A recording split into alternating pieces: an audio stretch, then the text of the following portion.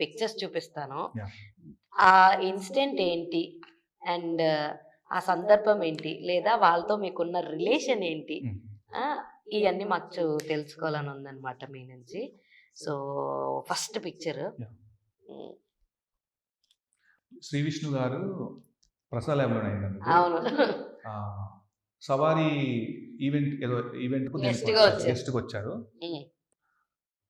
Yes. సవారీ ఈవెంట్‌కొచ్చారు.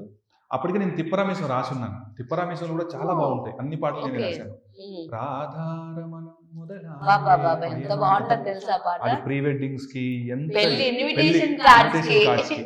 ఇంకో పాట కూడా ఉంటుంది అందులో. హ్మ్. మౌన హృదయ రాగమే అని. ఓకే. చాలా మంది ఫేవరెట్. సో, అది ఓకే. డిస్కస్ చేస్తున్నారు. హ్మ్. "ఏండి ఇది మీరే రాసారా పాట?" అంటే నేనే రాశాను.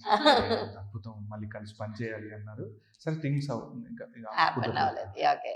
హి ఫెల్ట్ వెరీ హ్యాపీ. అంటే హ్మ్. తనతో పనిచేసిన ఒక టెక్నీషియన్ అలా మంచి పాట రాసి ఎదుగుతున్నాడు అంటే మంచి కైండ్ హార్టెడ్ విష్ణు గారు.